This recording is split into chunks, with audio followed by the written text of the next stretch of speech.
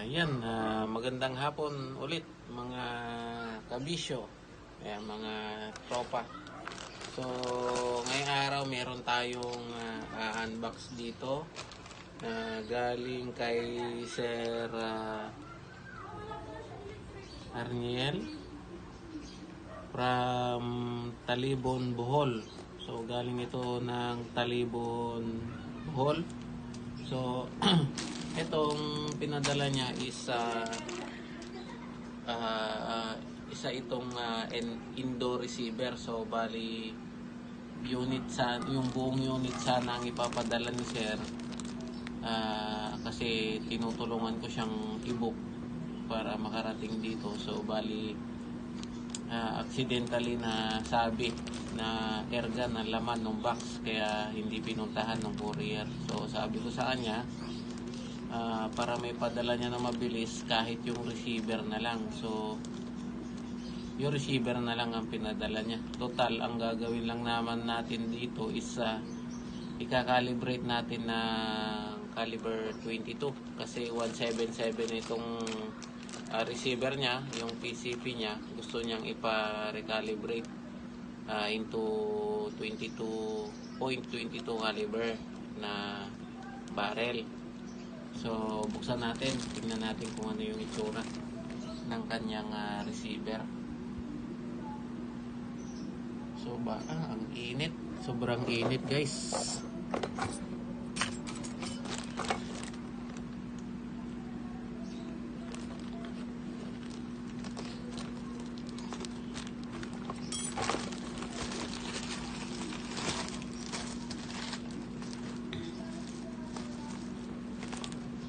Sa ano niya na ipadala, bali sa GNT. So receiver lang naman, hindi naman na mapaghahalata, kaya okay na siguro, kaya tinanggap. Bali Flash Express sana yung gagamitin namin, kaso tumawag yung rider, nasabi ata nila na kung ano yung laman. Ayan, kaya nag-switch into GNT. Ewan ko lang kung paano nila naipadala. Siguro baka hindi na binuksan.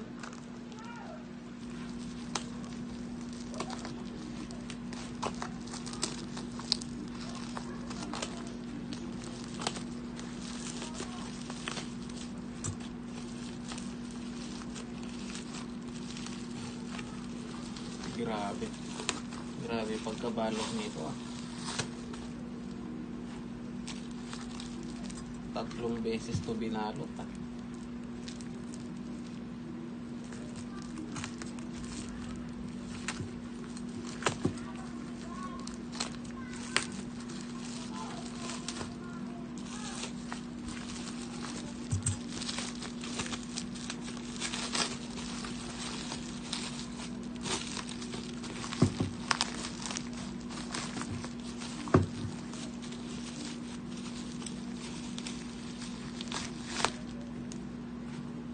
Ayan, so bali lumiit. Ito lang yung laman nung pinadala ni Sir. Ayan. Bali receiver lang, sana hindi niya na rin pinadala yung trigger para gumahan-gahan.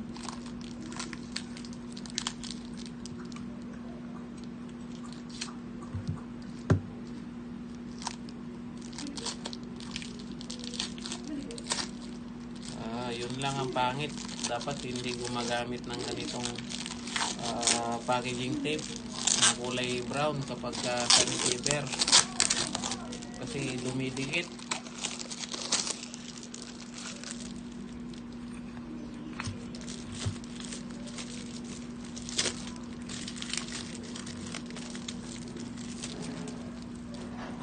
Ano tong maliliit na ito?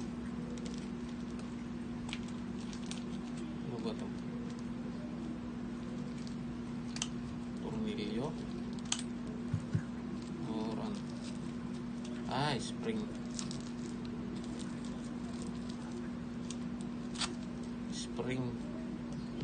Valve spring. Hammer spring adjuster, tsaka yung kanyang decacker. So So, buo. Pinadala niya ng buo. Kasama yung mga spring, tigaker. Ayan, so, ito yung unit ni Sir.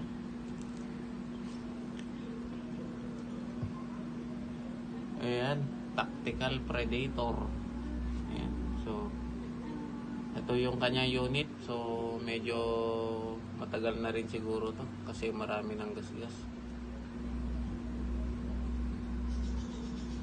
Ayan, ewan ko kung engraved ito eh. Laser, ewan ko kung tatak talaga yan o pinasadya ni Sir.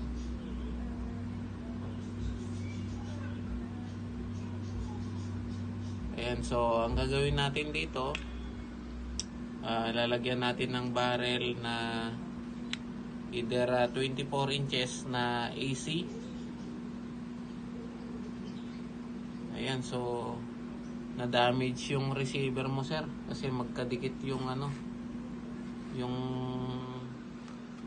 receiver sa trigger. Ito yung gumasgas, yung lock. Ayun, ang talas. Bali na-damage yung receiver mo, Sir. Ayan, nabalatan yung aluminum. Ayan, may debris na.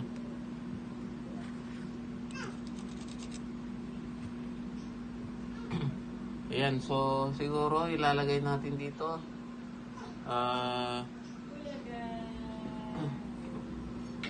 Ito, okay naman na to para sa akin eh. 18 inches na DBB. Ayan, pero tatanungin natin siya kung gusto niya 18 inches na DBB. Kung ayaw niya, for sale ito. Ibebenta natin sa iba. Or meron din naman tayong 24 inches na DBB kaso 18mm ito. Sobrang bigat.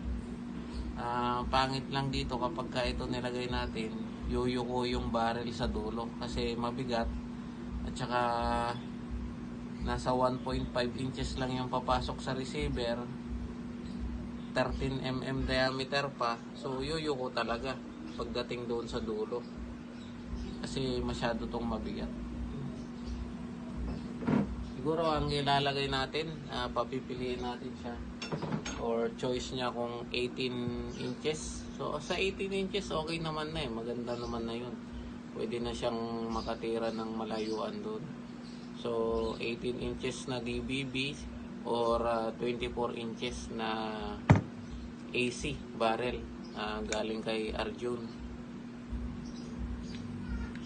Ayan, so ito next video natin kung anong naging update dito sa pinadalang receiver ni Sir.